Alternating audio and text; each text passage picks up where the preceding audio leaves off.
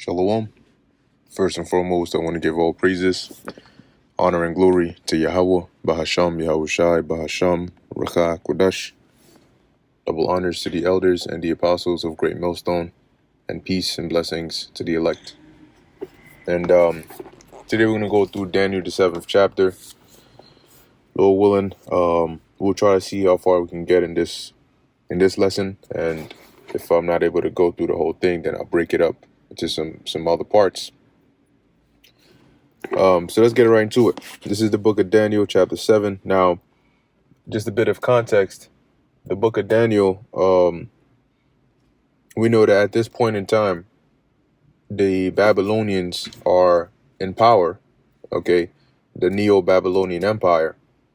And this is after they had besieged Jerusalem. I believe this was around 586 BC, where they had a siege of Jerusalem. And the Babylonians came up in there and they basically destroyed the walls, destroyed the temple, burnt it down, and everything, and so on and so forth. All right, which Jeremiah was warning the Israelites about that, telling them basically what to do when the Babylonians came, but they did not take heed. Okay, and I believe if I can find this real quick, there's a quick account of this in the book of First Esdras, the first chapter. Because when the Babylonians were actually doing this, you also had Edomites that were there as well, also helping the Babylonians. Okay, when this happened. Let's see.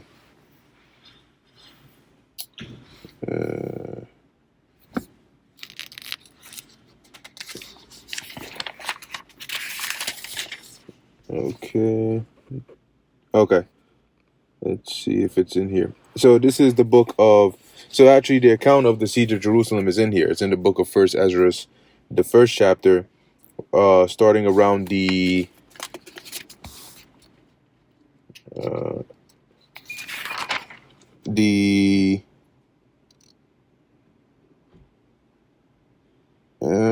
We will start at maybe 51. Okay. So this is First Esdras chapter 1 verse 50. It says here, nevertheless, the God of their fathers sent by his messenger to call them back, because he spared them in his tabernacle also.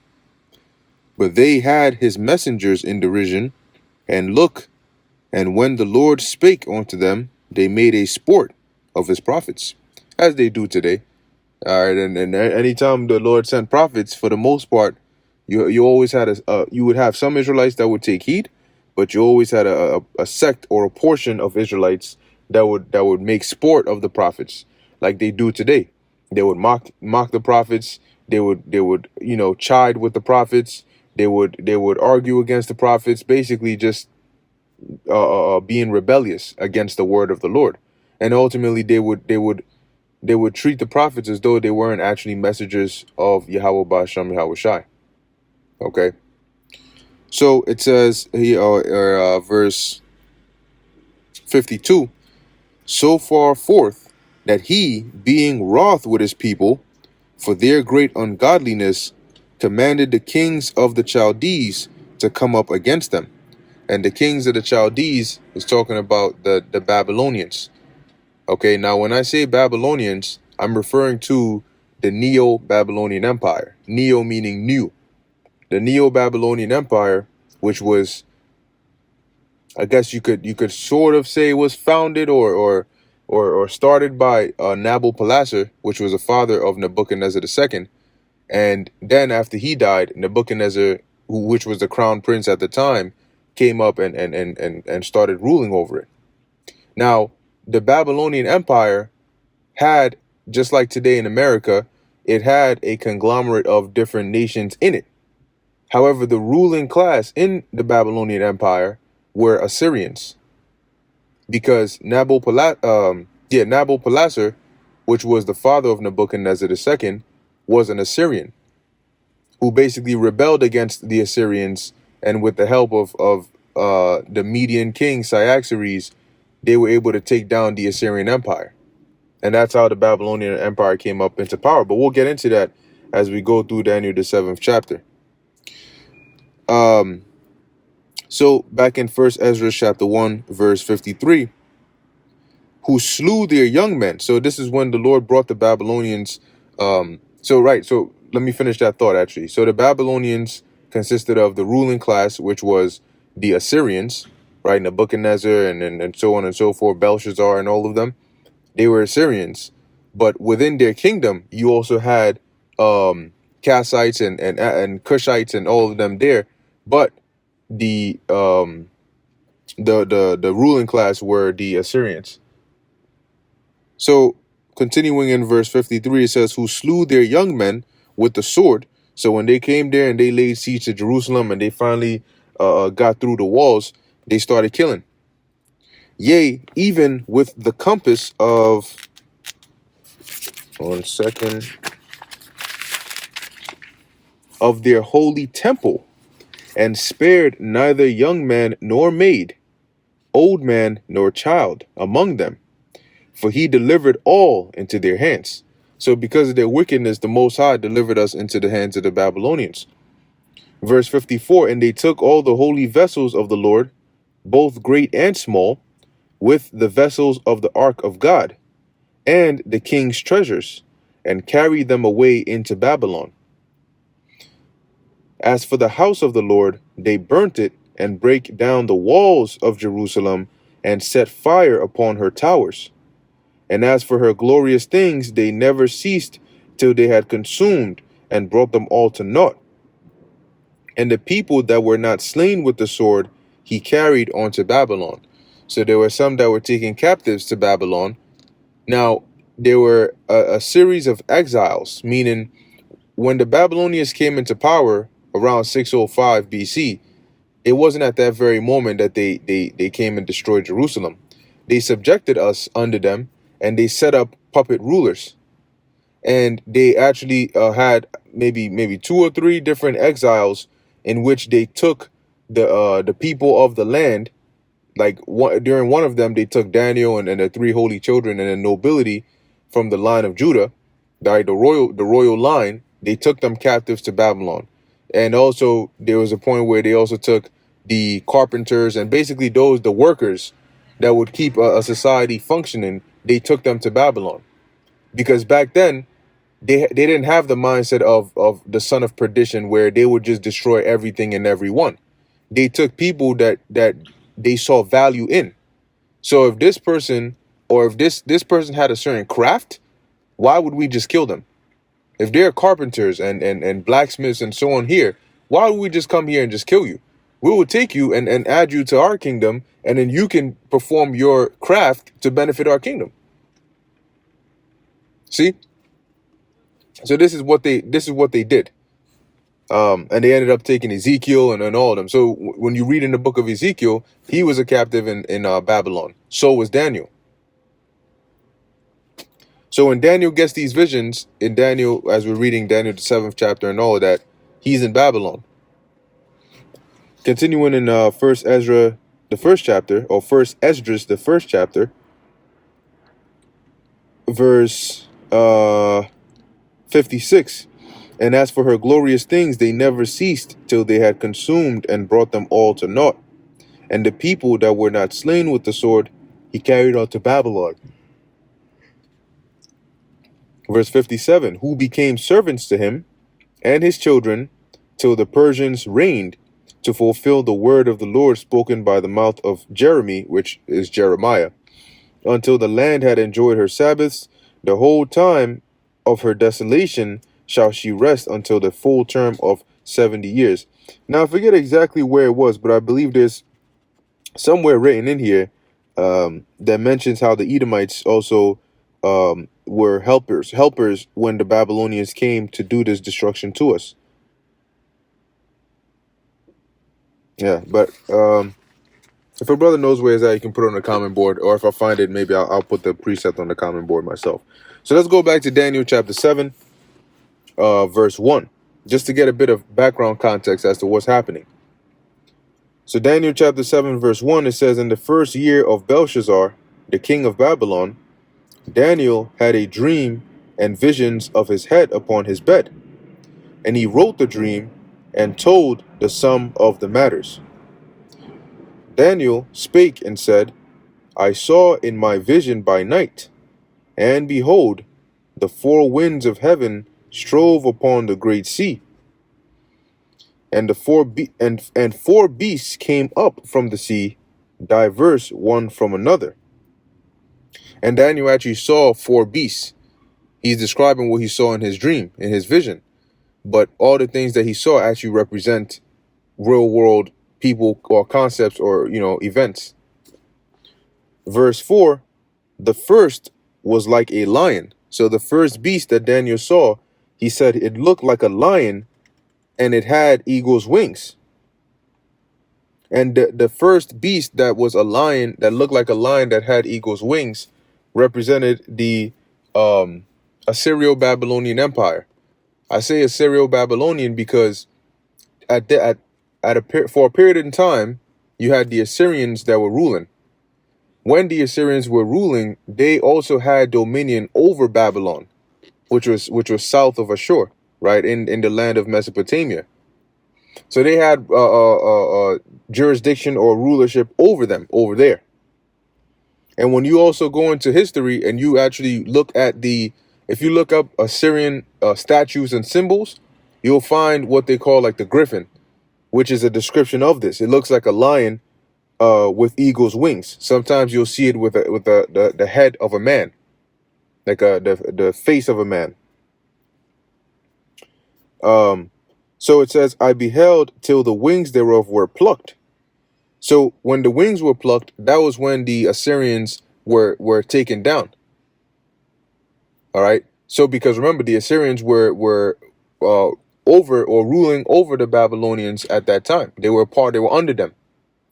And then in a period of time, I believe somewhere around the 617, 615, 614-ish there, you had Nabopolassar, which was an Assyrian. I believe he was an Assyrian general at some point, but he basically rebelled. And with the help of the Median king Cyaxares, because prior to that, the Medes already had a grudge against the Assyrians, because there was a point in time when the Assyrians came up into the Medes and basically, caused all type of chaos over there, caused them to be overran by the Scythians and all of that. So the Medes were already, they were already out. This guy, I believe, either Cyaxares or his father, they were getting ready to already come up against the Assyrians. So the Nabopolassar, finding a common ally, right? They had a common cause to both come against the Assyrians. They formed an alliance. That alliance was formed through marriage, and that marriage was between Nabopolassar and Cyaxares, which was the king of the Medes. And the alliance was that Nabopolassar's son, Nebuchadnezzar II, would marry Cyaxares' daughter. And I believe her name was Amethyst. Okay? And like I said, you can look all this up. It's a lot of information, but really the more information you have, the clearer the picture, the picture is painted in here. And there's actually a biblical record of the Assyrians and the Babylonians and the Medes taking down Assyria. And that, when you go to the Apocrypha in the book of Tobit, there's a record of this. Once I can pull it up here real quick, so just bear with me. But while I look for it, continuing what I was saying, so you had Nabopolassar, which was now leading this rebellion against the Assyrians, all right, by the Babylonians, and with help from Cyaxares, which is the king of the Medes, they formed an alliance through marriage. Now, the son of Cyaxares, the king of the Medes, was Astyages, who is known in the Bible as Darius the Mede. Okay?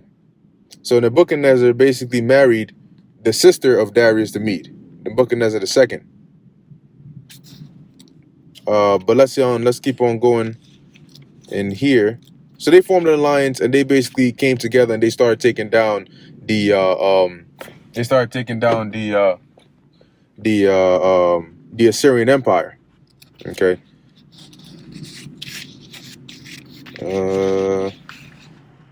Let's see. Bear with me 1 second. I know I have the Book of Tobit somewhere in here. Just gotta find it real quick. Hey, Shalom, bro. Shalom. Yeah, just doing a quick lesson.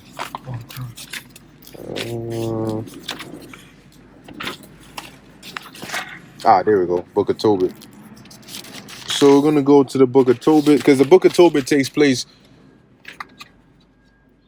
around the time of the Assyrian Empire, right? It takes place around the time of the Assyrian Empire, and Jonah had prophesied against Nineveh, right, which is in Assyria, and he had prophesied that Nineveh would fall.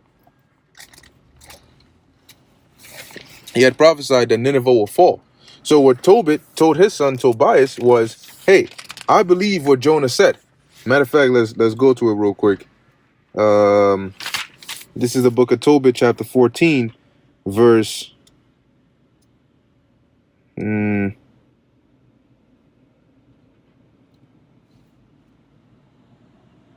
Okay, yeah, this is Tobit, chapter 14, verse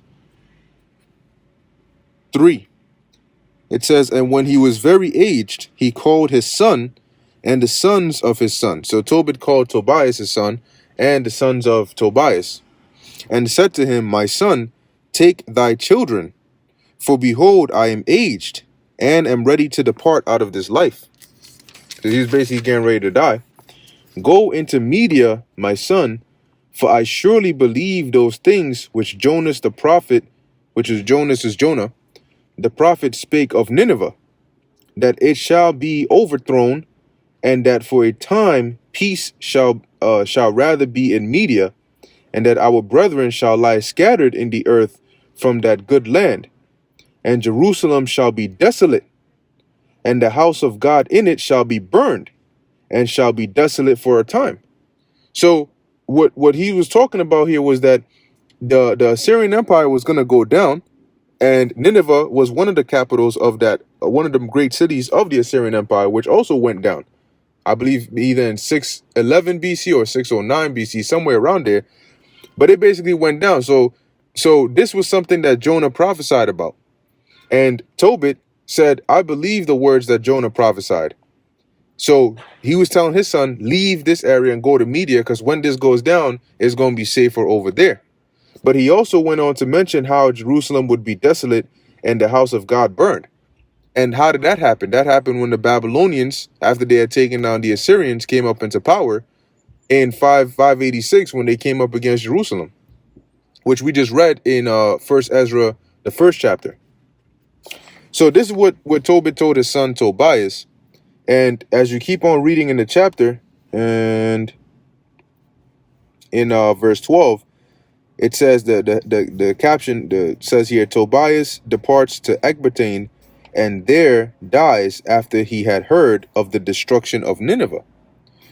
So verse 12, Tobit 14 and 12, "And when Anna his mother was dead," Anna being the mother of Tobias, "he buried her with his father.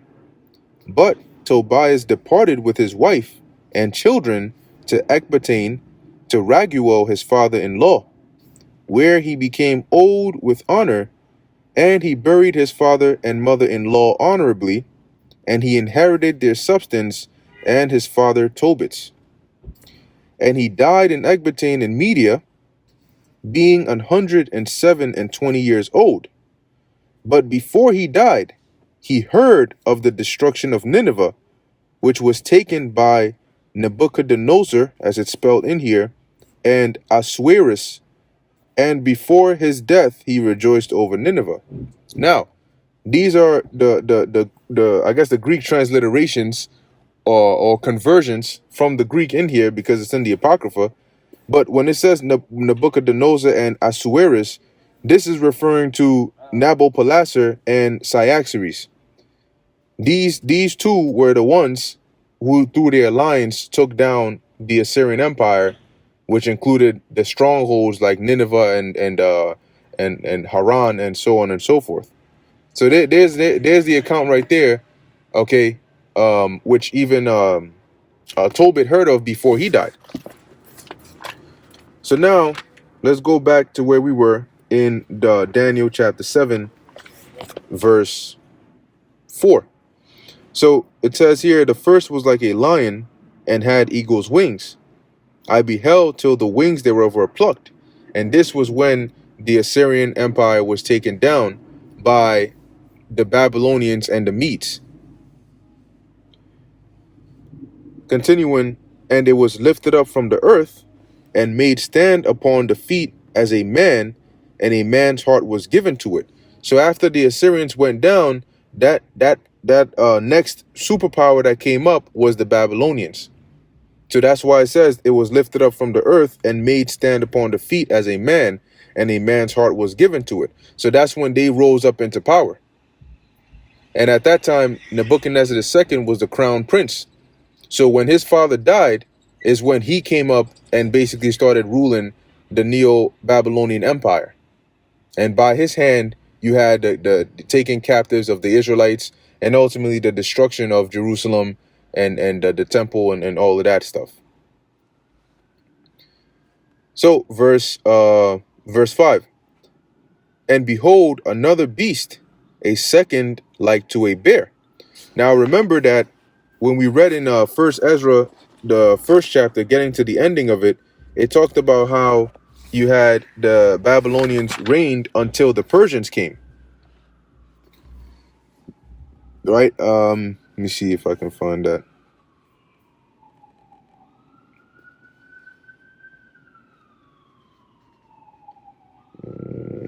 Yeah. So back in First Ezra chapter 1, verse 57 or 56, it says, and as for her glorious things, they never ceased till they had consumed and brought them all to naught. And the people that were not slain with the sword he carried on to Babylon, who became servants to him and his children, till the Persians reigned.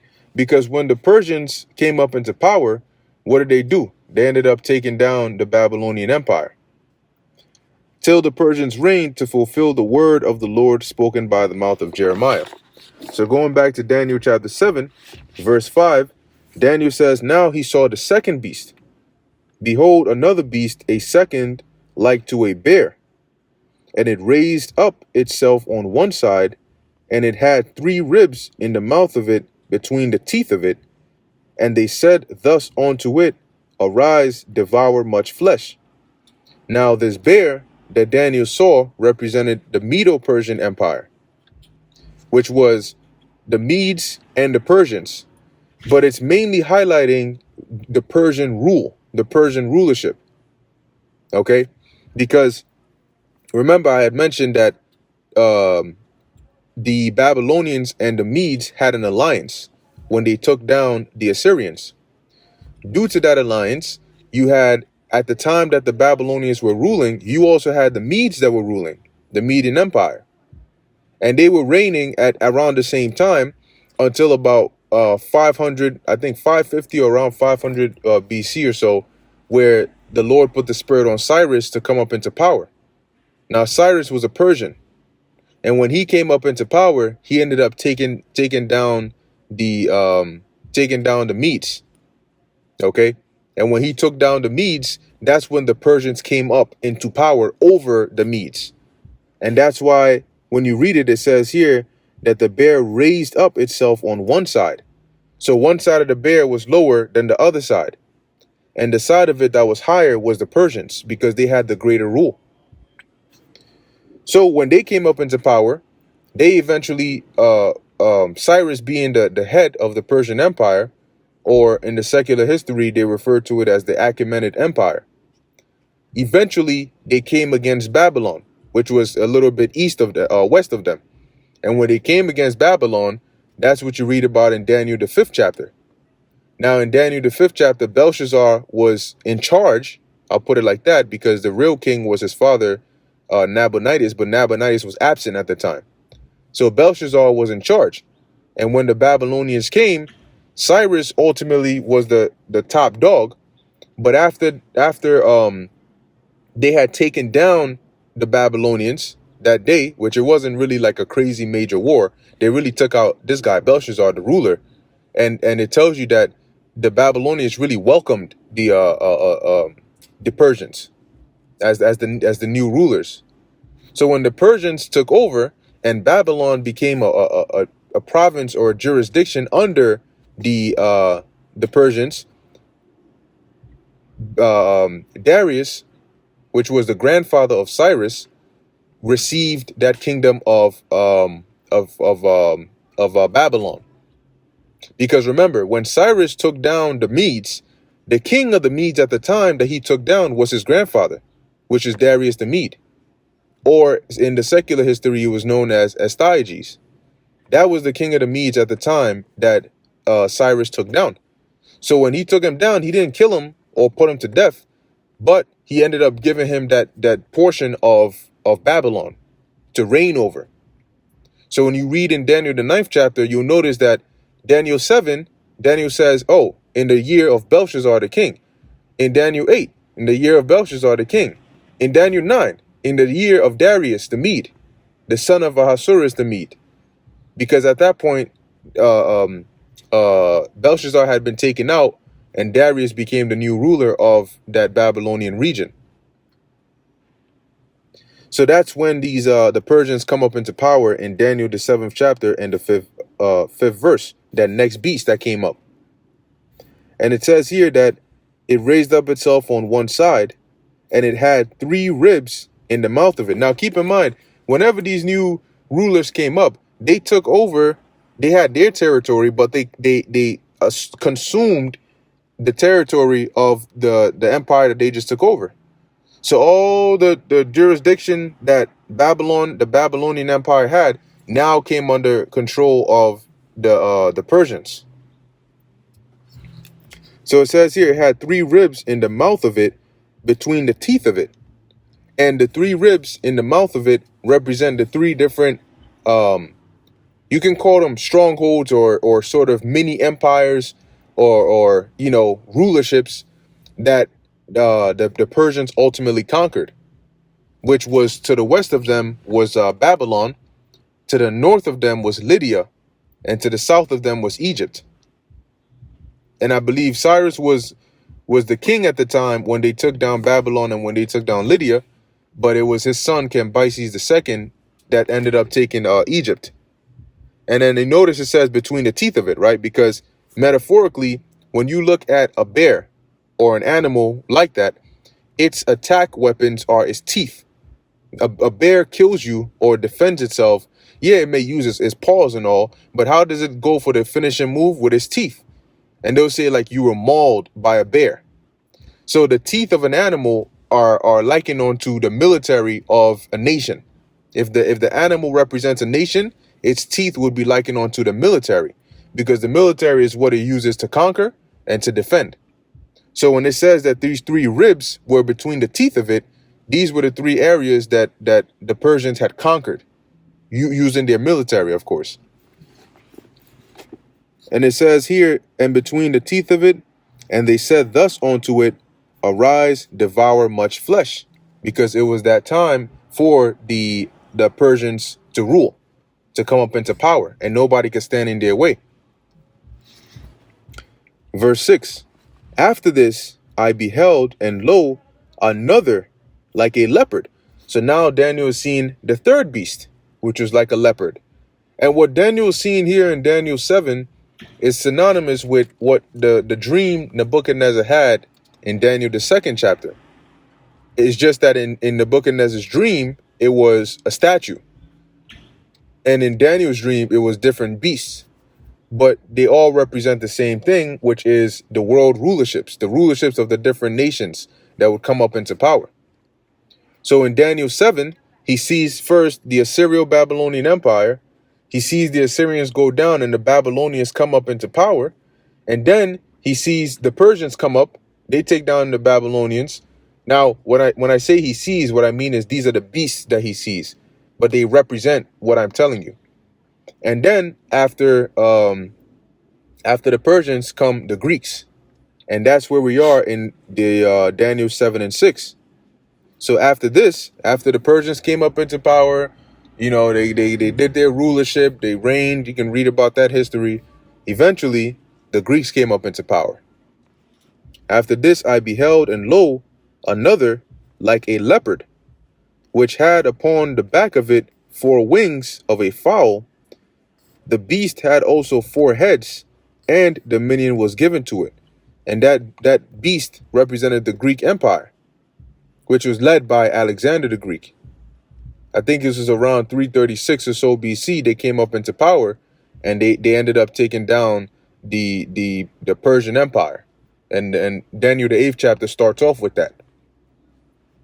And so it says here, and after this, and lo, like a leopard, which had upon the back of it. So when the Greeks came up into power, remember that at for a period of time before, I believe, Alexander's father, Philip, I think it was Philip the First or Philip the Second of Macedon, the Greeks were they were living as city-states.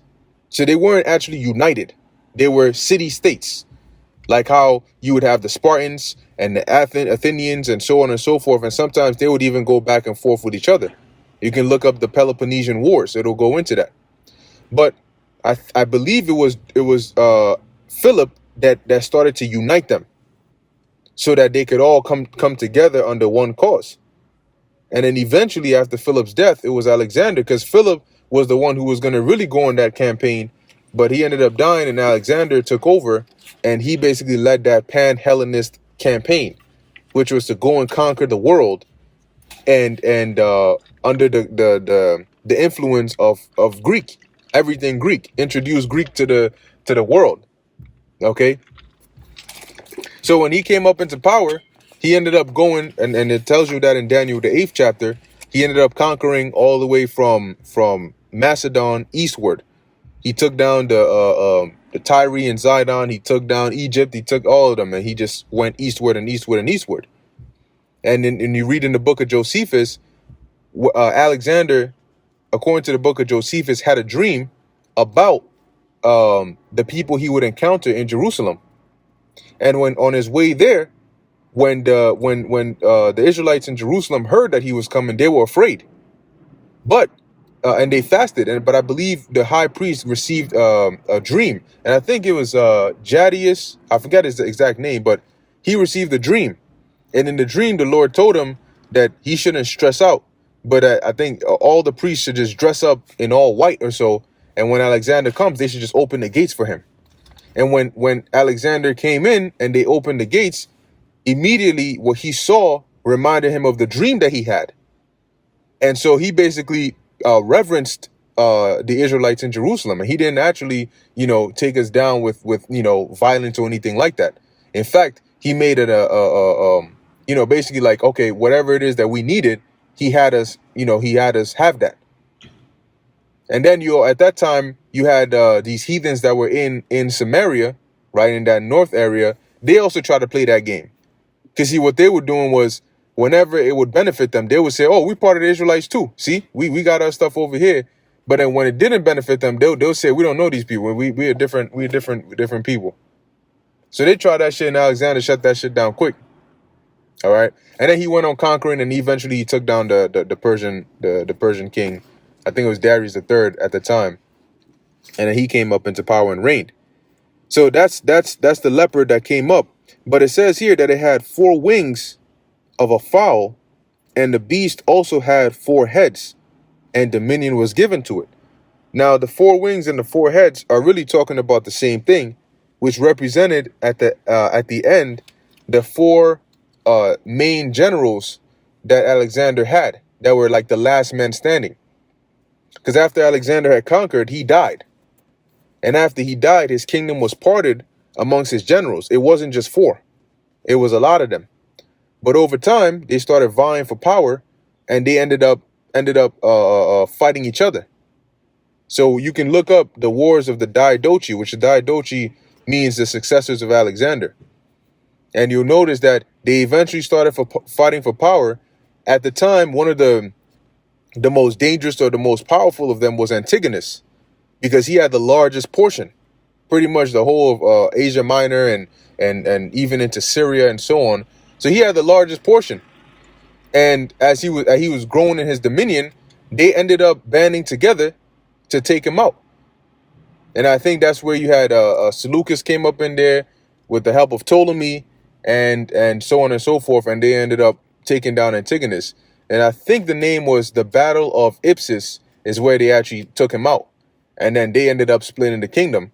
So Ptolemy had Egypt, Seleucus had a portion of Asia Minor, and Syria and the East, and then Lysimachus and Cassander had Thrace and Macedon. So that was the four heads that had the dominion.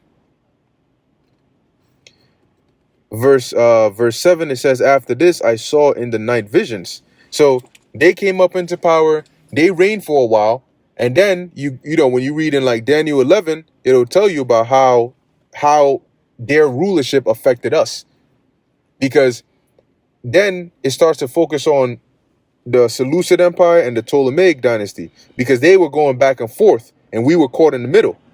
And that's when you read about the history of the Maccabees. Eventually Antiochus comes up into power and there's this back and forth, and then the Maccabean revolt, and then so on and so forth. But eventually the Romans come up, and then the Romans end up taking down the remnants of the Greek Empire, and as well as the Israelites. And then we're subject to the Romans. And I believe that was Pompey who made that conquest in the east, and then started to subject, made Judea a province under Rome. So now we became subject to Rome, leading to this New Testament, the time period of the New Testament, where we're now under Roman rulership. So verse 7, it says, after this I saw in the night visions. So in the dream, after he saw those three beasts, behold, a fourth beast, dreadful and terrible and strong exceedingly, and it had great iron teeth.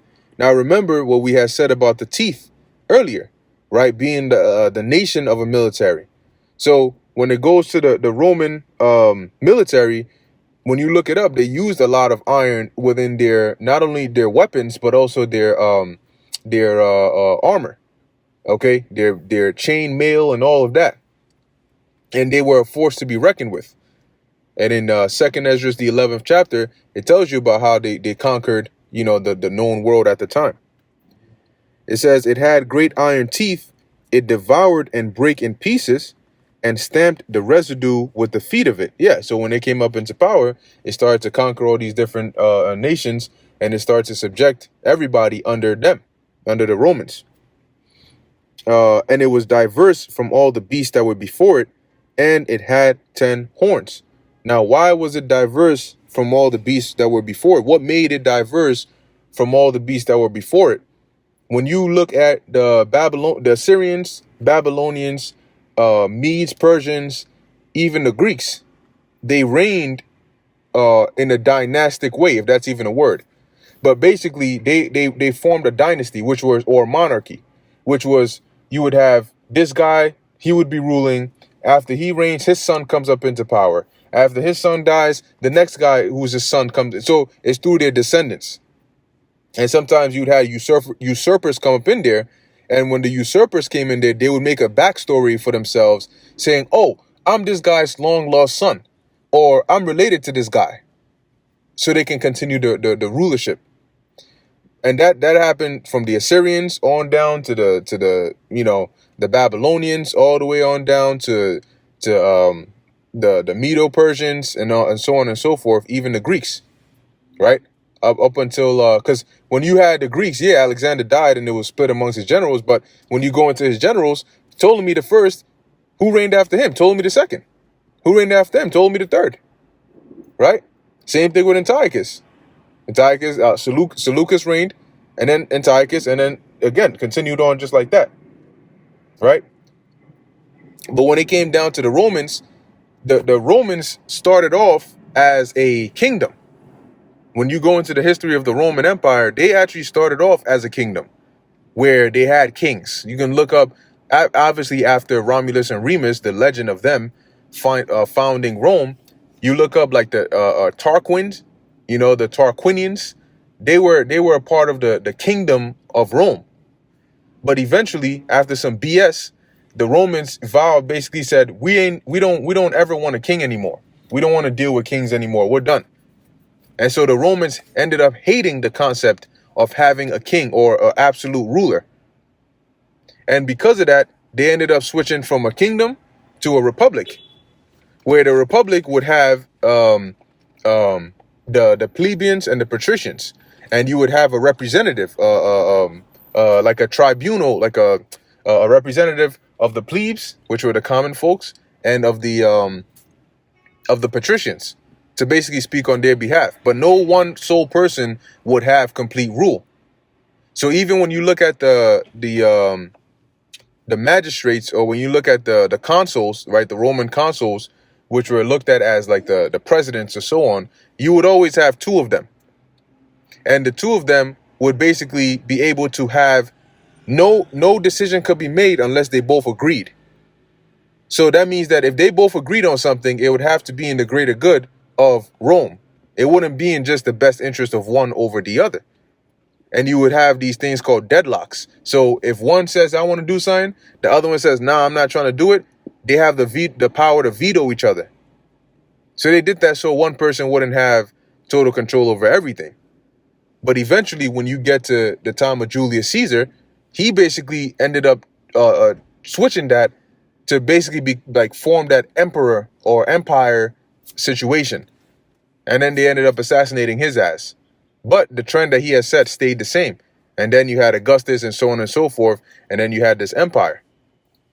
Right? So back in so that's why, number one, they were diverse, because they had a Senate, which was a body of people that would get together and vote on what they wanted to do. It wasn't just one guy says, I want to do this, and then that's the end of that. No, they needed the authority or the authorization of the Senate to go ahead and do whatever the case was.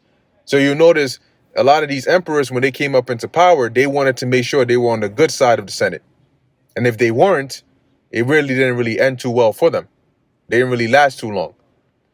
And then it goes into the 10 horns that it had, which we know that the 10 horns, today you have the 10 horns here today, but they're known as the European Union. But back then, you also had a version of the European Union. They were just going by the ancient names, like the Anglo-Saxons and Burgundians and Heruli and all of those people, Visigoths, Ostrogoths, all of that good stuff. All right, so that's basically verse 7, that fourth beast was talking about the Roman Empire. That's what Daniel saw in his vision. Now I'm going to stop it here. I'm not going to go all the way through. Lord willing, next time we'll pick up from verse 8 and continue on down. Okay, but with that, Lord willing, this is edifying to the elect. In closing, we want to give all praises, honor, and glory to Yahweh, Bahasham, Yahweh Shai, Bahasham, Rachak, Wadash. Until next time, Shalom.